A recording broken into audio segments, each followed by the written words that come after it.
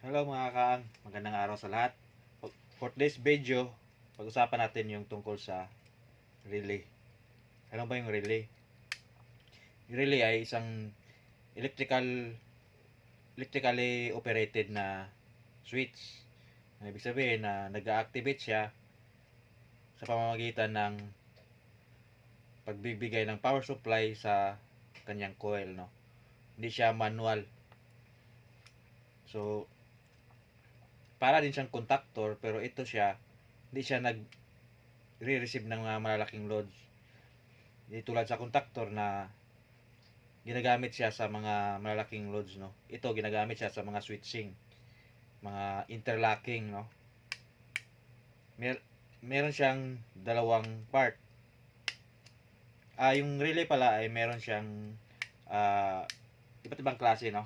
May electromechanical relay, solid state, and red relay, thermal, saka induction relay, no? Pero pag-usapan lang natin ngayon yung tungkol sa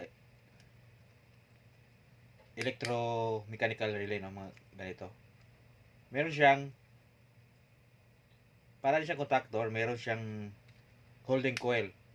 Ito yung coil niya na pag sinuplayan mo, nag-activate siya. Tapos ang contact niya, meron siyang mga contact, normally open, saka normally close, no. Depende sa ilang pin. Ilan yung pin niya na ginagamit. Tulad nito, meron siyang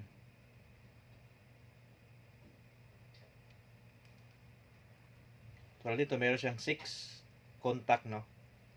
Nagdidepende sa design.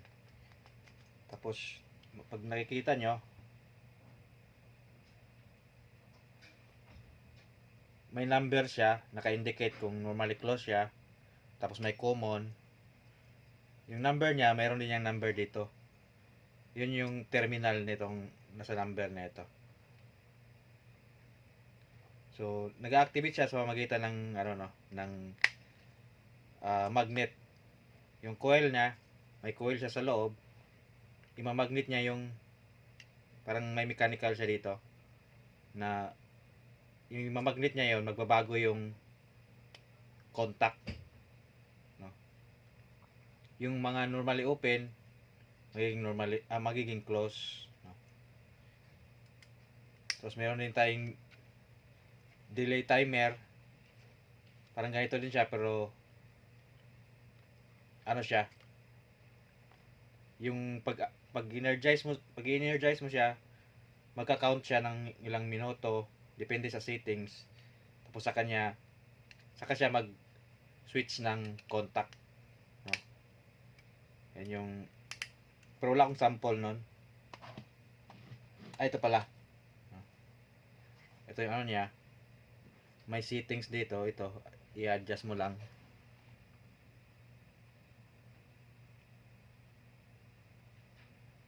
Itong sa baba, time value. Itong sa taas, seconds, no? Pero may isang nito, yung common, para siyang ganito. Ito din, meron siyang, pag nakita nyo, merong E1, E2, yan yung coil niya. Tapos may normally open, normally close, saka yan, normally close, saka normally open. Doon din yan, no? Yung relay may tatlong parts, no?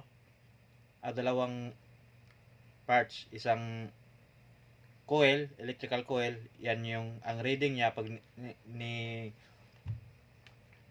pag kinuha mo ng resistance ay mayroon siyang resistance, whereas ito namang isa naman, yung contact niya auxiliary, ang reading mo dito ay continuity, no? Kung normally open, meron siyang normally close, no? Ganun lang. Sa susunod na video, pag-usapan natin yung push button, no? Bago tayo pumunta sa basic wiring. Salamat sa panonood.